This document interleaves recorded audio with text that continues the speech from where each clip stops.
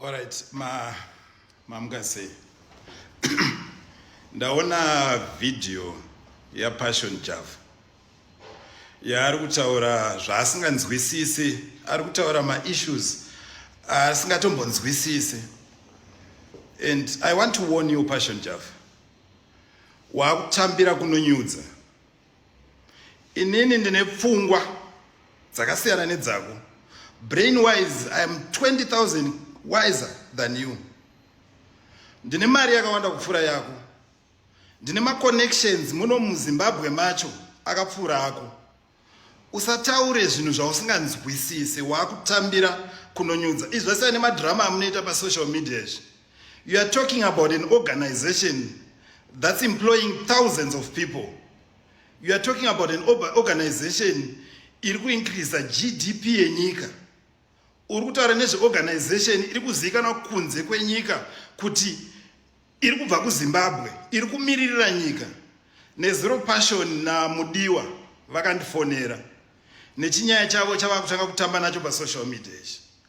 Zvino Passion nda kuuza one thing chavamusingazivewo. Each and every time yawakanondifonera muupenyu hwako hwese, makosi ese awakamboita uchifonera inini, I know the kind of person that you are. I have them. They are recorded. Because each and every time when you call me, I'm in my office. And I've got every right to record any conversation that happens in my office. So ndoda kukuplayera I conversation yaneziro. Ndinongo kuplayera yakadiki. Passion, unoda kuti iwo urangarire everything that you said yesterday. Be it about the president. Be it about this country. Be it about Prophet Makandiwa. Be it about any other prophets. Every word that you said, urangarire kuti zita iroro rese rawakamenshena. Even when you mentioned iwewo kuti shamwari yako inofamba nechimukomana chipfupi ichi ndo yakavhura paint company kumasasa. Pawakamenshena yo kuti ndo vanhu vari kundipisira zvinhu, iwewe uchitaura, not me.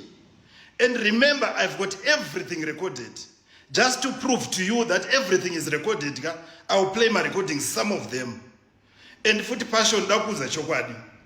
Inini ndiri kuzviziva kuti whatever that you are doing, nezero wakauya panapa conversation yako yese, waida kuedza kunyepa iwo kuita sekuti uri kutumwa nehurumende. The reason yawaizviitira izvozvo ndakaibata. Waiitira iwo kuti kana ukataura zvawataura nditye kukupindura nekuti ndinofungidzira kuti iwo watumwa nehurumende. Passion, hakuna hurumende inokutuma iwe kutaura zvaunotaura rubbish yayo. Hurumende yeZimbabwe inotoda ma-entrepreneurs akaita sesu. Inini ndinotogona kuwana nzeve yapresident kupfuura iwe unonyepera vamwe vanhu vekugeto. Inini ndikafunga kuti mangwana ndoda kunoona president nenyaya yangu I can go there, iwe you can't go there. Kuenda kuti unoti chi? Unoti ngei uri ikoko. Ukwane iwe uri kuzinzwa wakutambira kunonyudza. And I can even sue you. Yeah. But I know what my dad I think about zvinhu mukati memazvokuti you end up ongorwa nezvozvosiku. Yeah. Zeti zviruva nekupi. Kuda kuchizira. Pezera mambo ndina akazongotsvagira mapepa anga asingaexiste mabaka anogara navharwa. Ndiani akatsvagira mapepa uchinyepa. Sikani mafungira angu aya. Waita evidence nemuli. Kuda kuchizira. NaMudiwa kuda kupindira tinyaya yatingaziva. Sit down, Mudiwa.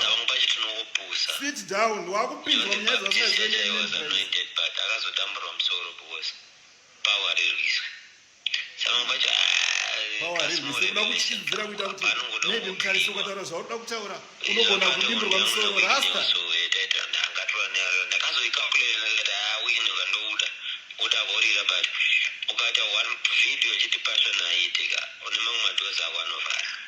Yeah.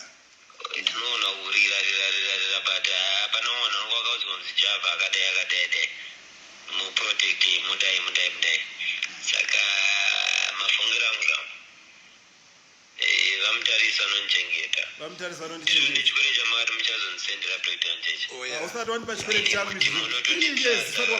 bangoti tora zvawada tozoona mberi saka my small advice ndekuti apanda kupiwa pichana. What advice do you give people you're not taura? Chicha unonzwisisa nezvandinoita. Do you understand how to run a company? Would you know how to run a company if I am to put you here? Would you survive 3 days? Don't play with things that you do not understand. Wakutambira kunonyudza. I'm warning you. Leave these matters that you do not understand alone. Ruzhinji rweZimbabwe, musanyeperwa kuita sekuti Tinashe Mutarisi ari kurwisana negovernment. Kana kuti chi, ava komana ava ndo varida kupindira pakati pezvinhu zvavasingazive. They don't know anything about what they're talking about. Avazvinzwisise, haatomborina kungwara mukomana uya muchitomunzwa achitotaura bye. If you listen carefully to his speech, whoever anonyatsonzwisisa, you will notice kuti he is not that smart. They called me yesterday nezuro kuti vaedze kuti kana vakanda kavidhio kavavo vaiza kuti I will say something. Saka vaida kuti ndisazotaure kuti ndifunge kuti vari kutumwa nehurumende. Hakuna hurumende inokutuma iwe. Aya inini kana ndichitoda kutotaura nehurumende, ndichida kutotaura napresident, I know kuti he can listen to me more than you. What is it that you do? Chokungotora up mapicture uri pamberi pemota uchingoti ngei. What is that? Murikuuraya nyika ana passion. We want to have vanhu vekufollower in this country. Vanhu vekuteedzera vanenge vaine matrack records vanoita zvinhu zviri kubuilda Zimbabwe. Not you. Usamhanyi kumberi kwevanhu uchirasisa vana. Not you. We are saying no to you. We are saying no to drugs. No to anything. Chinouya pamberi pedu chida kuti kanganisa. Hatidi kuti nyika yeuraiwa uchida kunyepera kuti pese pese zita rapresident. Wakataura zvakawanda yesterday about friends of yours. Wavaiti futi vamwe vacho uchiti ndivakapisa shop yangu. Usati jairire passion Java. Tambira kwa kumafriends ako nekwazvamunoita nemakatuni amunoita nematakanana ndakambokuudza. Inini ndinokupedza live and direct. I can sue you for these things that you are saying. Ndoko uchanoti hauna kana sent. Hauna kana connection. Everyone knows the exact person that you are. Vanhu havakuudze chete. Ezvizvo unenge uchiudza vanhu vakawanda kudaro vanhu vanokufa. Okay, we understand kuti followership yako yese haisi yechokwadi. You bought my followers haya hapana asingazvizive. But then vanhu vauri kutaurira iva vachikuteerera rubbish iyoyo. Watch out. And if you want kundityidzidzira kuya kuzonditaurira pafoni bhanzi, ya vari kunditi tichataura nezvemagirlfriends ako, vari kuti tichataura nezvevanhu kuda kushandisa mamwe heavy words awakashandisa ndisingakwanise kudzokorora. Kuti ini nditye manje ndifunge kuti saka kune vanhu vari kundiplotera.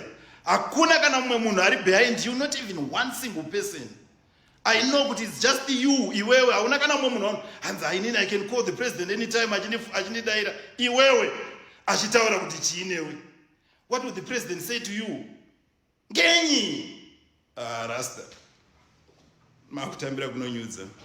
Muri weZimbabwe, thank you very much. Ndaida ngokuudza yawo nezviri kuitika kunzoko. Unfortunately, ndo zvimwe zvinhu zvatinorwisana nazvo when we are busy fighting kuti nyika yedu iende kumberi. Tine zvimwe zvinhu zviri kutinetsa munomu semadrugs nezvimwe zvese zvakawanda wanda. And then kune vanhu vakaita seva vanouya pamberi pedu vachingoti nyengwe kuda kuti vafurire vana vedu zvinhu izvi. Kana vana vachitoona vanhu ivava vanenge vachitoti tiri kuona vanhu vekufollowa. What do you follow papa? Chii chaunofollowa? Chekungobata kabhegi uri pamberi pemba every day. Nekasutu kanyowani uri pamberi pemba. What is that? What is that? Ezvino zvakuda kunyepa zvakawandisa kwazvo zvari kunyepa izvozvo. Ndokutendai nekusupporta Nash Paints. Please continue supporting Nash Paints. Continue supporting everything that we do, because I actually believe that we need people like me in Zimbabwe. I'm not going to be humble and apologetic about it. I believe we need people wekuti vana vedu vakatarisa vanonyatsoona kuti yes, ava ndibaba vane mhuri yavo nevana vavo nezvakakura achidai achibva kuwedza achitanga zvakatanga achisumuka kusvika paasvika nhasi. We need that. Kwete izvi zvatinenge tichisora chingonyaudzwa nazvo zvezvi. Ende futi musamufollowe. Don't follow those people, because vari kushandisa followership iyo vachitenderera kunzoko vachitaura zvisina basa. Ibvai ikoko mumusiya akachiita noise ega ikoko achingotaura zvanoita nekabhachi kake ikako. Kuswera achititsvinyira kunoku zvinhu zvichitiomera iwoine kuti mabhachi uchingopinda kwese kwese. Tumafake bhachi futi. Hauna mari futi ipapo uchingotaura zvisina basa. Kunyepera vana vemuZimbabwe kuti vafungidzire kuti zvauri kuita ndozvine musoro. Don't follow this guy. Follow vanhu vane musoro, and then I'm coming back for you.